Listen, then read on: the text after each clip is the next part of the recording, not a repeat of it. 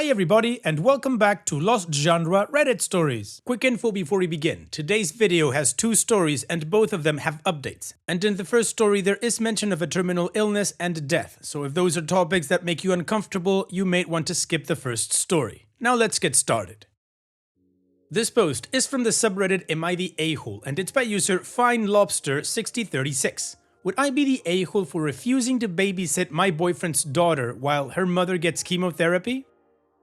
Sorry for my English, I hope this whole thing is going to be somewhat understandable. I'm also very angry at the moment, so forgive any mistakes. Here we go.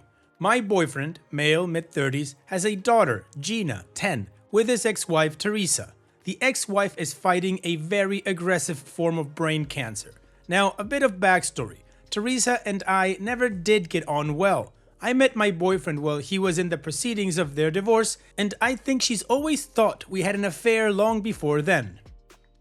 She hates me a lot, and so does Gina. I've been called a homewrecker, a hussy, and other nice things ever since I first met them.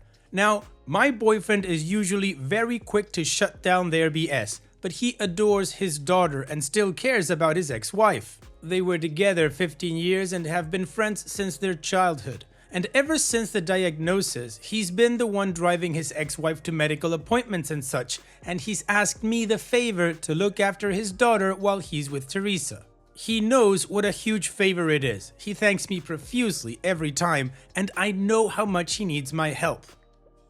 Everything went to crap a few hours ago, when I was asked to bring Gina back to her mother's house. Teresa started saying I must be glad she's dying because I can keep my boyfriend to myself now. She said I must be happy because now I get to keep her daughter and pretend she's mine. She said a lot of ugly things and the boyfriend didn't do anything to correct her.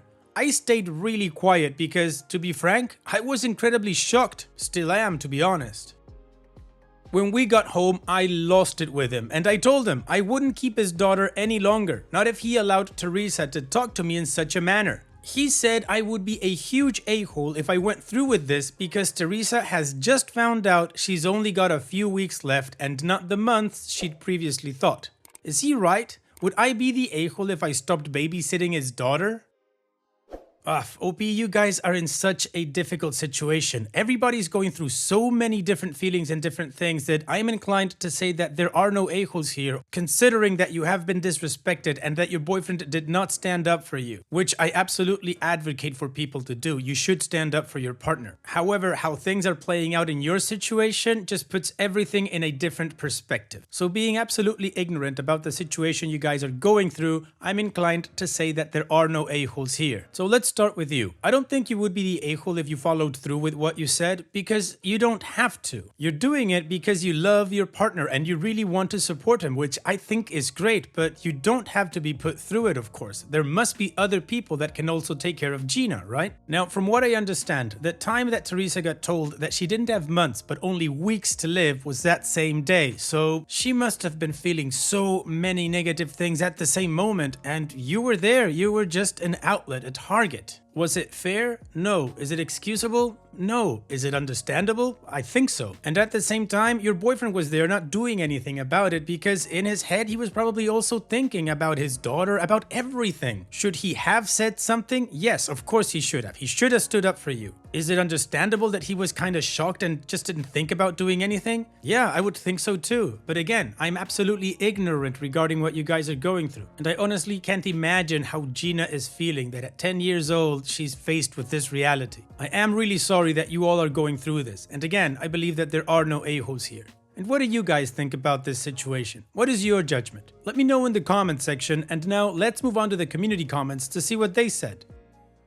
I Am Irene says, oh boy, you're in a difficult situation for sure. Do you love this man? You know that with this man comes his child, right? And how you behave now will determine how this child responds to you in the future, presuming you want a future with your boyfriend after this. You are not obligated to sit and take abuse, no matter where it is coming from. Do understand though, this likely isn't the real her. She's literally grappling with life and death, not to mention a likely minded, mood-altering brain tumor that could have been there for years. And the amount of pain she must be in emotionally, knowing she won't be there for her daughter, must be driving her crazy. Ever seen the movie Stepmom? This is your choice though. You don't have to take it. You would not be the a-hole to step away altogether. Just don't expect to stay in that relationship if you refuse to watch his daughter. This feels like a deal breaker for you both. Resolute Muse says, there are no a-holes here. This is so far above am I the a-hole's pay grade. A dying mother lashing out at the most convenient target. And brain cancer? This is 100% affecting her ability to filter and regulate what she says. A partner watching the mother of his child, someone he once loved, die. He's with you and doesn't want to make this harder on anyone. A child is caught in the middle of all of this, and you, with your very valid feelings of being unfairly treated.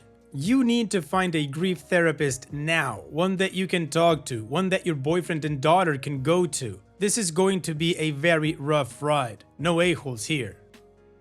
Timo Bedlam says, no a-holes here. The kid is grieving the imminent loss of her mother. At 10 years old, it must feel like her world is collapsing around her and she's lashing out.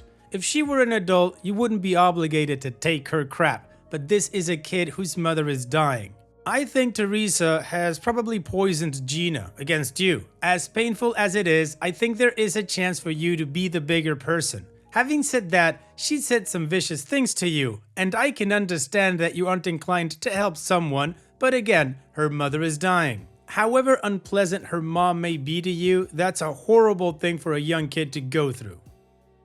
Additional information from OP's comments. My boyfriend's family lives pretty far from here, and although he does have friends who would be willing to watch his daughter, his reasoning was that for her this must be a pretty difficult time, and I am the only person other than my boyfriend and his ex that she is most familiar with. I agree with him, though his daughter might not.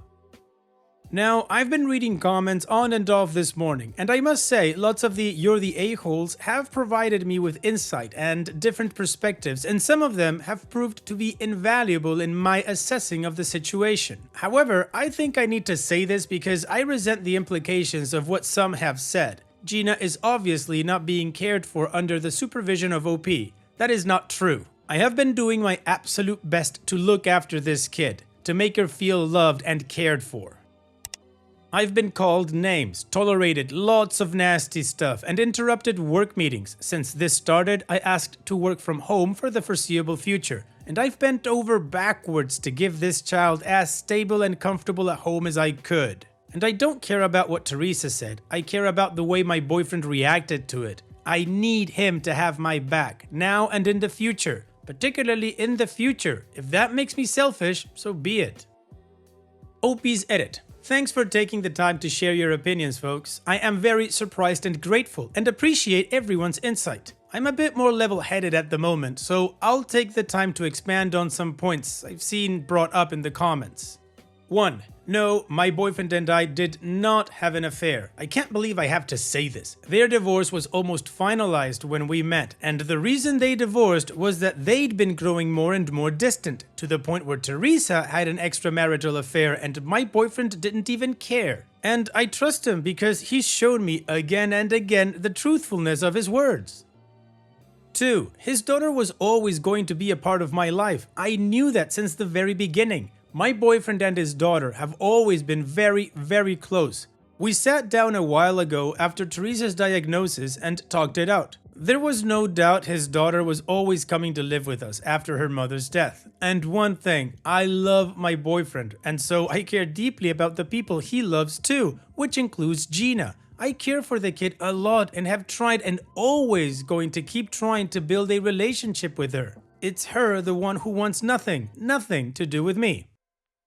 3. I am under no delusions about what our future will be like. The kid has always been my boyfriend's priority, rightfully so, and I know she's going to need her dad a lot after her mother passes. I also know my boyfriend is going to be grieving heavily, and I was ready to support him fully. 4. My whole issue here is that my boyfriend was able to just stand there and watch as his ex-wife spouted so much anger and sheer hatred at me that I was struck dumb. I have never seen anything like it. And he just stood there, watching me in tears as this woman kept yelling and yelling. He didn't do a thing, not even guide me out of the room. It felt like such a betrayal, to be honest. And the fact that he was not even a bit understanding afterward has made me reconsider pretty much everything. 5. I am sorry, but I cannot completely excuse his ex-wife for her past behavior. My boyfriend says she's always been very headstrong and jealous, and he never found anything weird with her. Her behavior started changing around 6 months ago, and we all started noticing then. OP's edit 2. So thanks, I've read all your comments and thought about all the points you made. I will continue to look after the kid, and to be honest, I think I never had any actual intentions of stopping. In my anger, I just wanted my boyfriend to listen to me for a moment. I also think I need to have a chat with my boyfriend. I haven't seen him yet since the fight, because he's had to go back to his ex's place shortly after. We'll see, maybe I'll do an update once things settle down. Thank you again, I appreciate your help.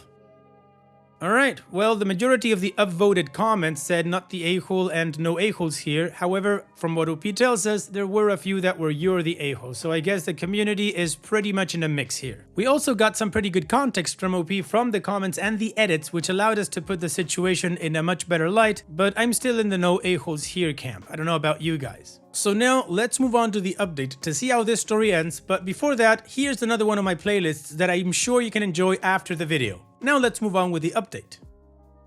I don't know whether anyone even remembers my original post, but I received lots of great advice in the comments and I figured I'd owe you guys an update. A lot has happened in the past 5 weeks, so I'll try to keep it short. So I sat my boyfriend down for a chat as soon as I saw him again, which was the day following our discussion. He agreed that we needed to talk and told me he was sorry for calling me an a-hole, that he had been so much in shock that he hardly even remembered the whole fight in the first place. I told him I could understand that and told him I love him and wanted to be there for him and support him throughout this ordeal. I also added though that I would need him to be able to stick up for me in the future, even against his daughter, who would be grieving and in a lot of pain. I told him to think about it and let me know, and also said that I would keep his daughter for as long as he needed me to, independently from his answer. He asked me to marry him on the spot. No ring or anything, but he was crying and it was very sweet. So now we're engaged and relatively happy. Also, Teresa passed away a week later. I followed your suggestion and didn't see her again. Gina is now living with us full time, and I have what I think is, if not good, hopeful news. You see, 10 days after her mother's death, she broke down in hysterics because she wanted her mom. It was an incredibly sad moment. She kept yelling insults at me and crying and again yelling at me. I was in tears because seeing a child in that much pain is heart-wrenching. So I intervened before my fiance could say anything and told Gina that I couldn't bear to see her so distressed and that I would go stay with a friend until she felt a bit better, that I loved her and just wanted to see her be less sad. She ran to me, hugged me and begged me not to leave her. We cried together and I think we might be on the road to healing. That is to say, thank you Reddit folks for your feedback. You're awesome. OP's edit. Wow, didn't expect this at all. Thanks again for the support and the suggestions. Also, yeah, we're not getting married anytime soon. I took his proposal as a heartfelt gesture, and I'm sure he meant it that way too. Well, OP, this one's a bittersweet update. Of course, it's sad that Teresa passed away and all the grief that your family's going through and will go through for a while. But like you say, the relationship looks hopeful. You're engaged, which congratulations by the way. And also, it's glad to know that Gina has a good future stepmom. And from the way she reacted, I'm guessing that's the way she feels too. Again, it sucks that you all had to go through this, but the future does look hopeful as you say. Thank you for sharing, OP, and take care. Now, let's move on to the next post that also has an update. This post is from the subreddit Am I the A-hole, and it's by user AwkwardCrow401. Would I be the a-hole if I kept my dad's dog against my girlfriend's wishes? I, 32 male, and my girlfriend Ellen, 33 female, have been together for 2 years and 7 months, and have been living in the same, my house for 8 months. The issue in question arose when my dad, 58 male, gave me his dog Mila, 6 female. She was a rescue, so we don't know her exact age. Before I had even met Ellen, I made a promise with my dad to take Mila in if he couldn't care for her, which is something I discussed with Ellen before she even moved in, and she had no complaints then. My dad fell ill 4 months ago, and of course, I took Mila in. He is not getting better, so he asked me to officially adopt her, and I agreed. Ellen was furious that I made this decision without consulting her, despite me having told her about the arrangement in the past. Although I feed, walk, groom, and manage all of Mila's needs, financially and otherwise, Ellen said she had to put her foot down on this issue. I asked Ellen if there were any specific reasons she was opposed to us keeping Mila, and she stated the following. She said that since she works from home full-time, whereas I'm closer to 50-50, that I can't understand how much having a dog around affects her work. She makes clay art, crockery, that sort of thing. Having a dog is expensive, and it will be a drain on our finances, which are not joint, I'll note, and I've paid for everything so far. It will make it more difficult for us if we ever want to have a child. Our house is not huge, so it doesn't make sense to have a big dog like Mila. She has friends who have severe dog hair allergies, and she doesn't want them to feel they can't visit anymore. None of her complaints had anything to do with any bad behavior. Mila does not jump on people or furniture, bite or bark at visitors. She will follow commands to leave a room if they're giving to her, etc. I see that these are reasonable objections to not taking Mila in, but I stayed firm in my position. Ellen said that if I loved her, I would make other arrangements, and at this stage, I was getting a bit angry, so what I said next may have been a little harsh. I told her, love has nothing to do with this. My first responsibilities are my dad and Mila, and nothing you say will convince me to send her away. If you seriously can't cope with that, you can get out of my home. Ellen burst into tears at this and left to go stay with her mom, citing that I clearly need time to think this over. A bunch of her friends who know me have been telling me that I'm a total a-hole for prioritizing a dog over my girlfriend of nearly 3 years, but my own friends have been telling me to stand my ground. Ellen has been radio silent, has not come home, and is not responding to my texts, so I guess I'm looking for some unbiased opinion on the matter. Would I be the a-hole if I kept Mila? No, Opie, in my opinion, you would not be the a-hole. You made a promise to your dad, you are following through, and you told her about it from the beginning. And from all the reasons that she gave, I kind of see the point in the one that for the house not being huge and Mila's a big dog. Unless you guys have a big backyard, that would suck for Mila. Working from home, well, I'm sure she has a studio in there, like one room that's dedicated to her work. She doesn't do that in the living room, I would assume, so she can just close the door and open the window for some ventilation. The dog being expensive, well, you pay for all of it, so not valid. It would make it difficult if you guys were to have kids? How? The dog is apparently very well educated, so I'm guessing the kid would gain a play buddy. Unless she believes the dog could be a threat to children, but it doesn't sound like that. And also, when she said, I'm gonna have to put my foot down on this, I was like, yeah, you can go put your foot down on the curb. Seriously, OP, not the a-hole. And the fact that she said, if you love me, you would do something, that's a lesson I'm teaching my kids. That if anybody ever says that, it's total manipulation and not love at all. And what do you guys think about this whole thing? What is your judgment? Let me know in the comment section, and now let's move on to the community comments to see what they said. Grapefruit number 5008 says, not the a-hole. You made a commitment to your dad and you're honoring it. She should have some more empathy for the situation. I'd get a new girlfriend before I got rid of that dog.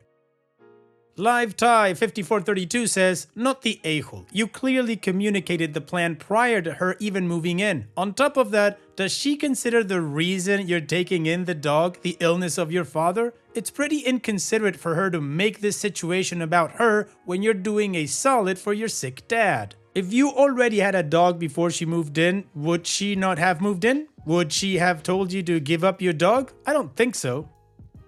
Apprehensive War 904 says, not the a-hole. She knew in advance but was just hoping it would never happen. The world needs more people like you who place value on keeping your word and knowing the value of an animal. Keep the dog. If you give in now, you'll always be giving in to her and you'll always regret not keeping the dog. A dog is probably the only thing on earth, besides your parents, who will love you unconditionally. Well, the community was pretty solid on saying Opie is not the a-hole. I agree with all of them. So now let's move on to the update to see how the story ends. So it's only been a few days, but a lot has happened. Ellen finally agreed to meet up earlier today. Ironically, though people were telling me to break up with her, she beat me to the punch. We talked over coffee for a few hours, and what many of you suggested was true. Her real reason for not wanting to keep Mila was separate from all the ones she offered. She said that she thinks I just changed too much since we got together, and when I asked what she meant, she stated that I'm less passionate and engaged with her than before.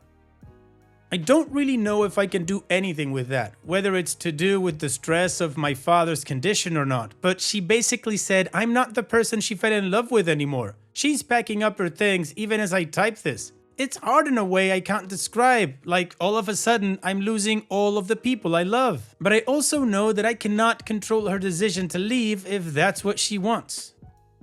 In brighter news, Mila is doing well. Some of you were concerned that Ellen might spirit her away, but she's still very much around. I brought her to the hospital park area to see my dad, and she was over the moon to be with him again. So I'll probably keep doing that as long as he's able. I've also taken up the recommendations to find a doggy daycare for the days I'm in the office. I'll start dropping her off there next week, and if all goes well, I'm sure she'll make plenty of friends.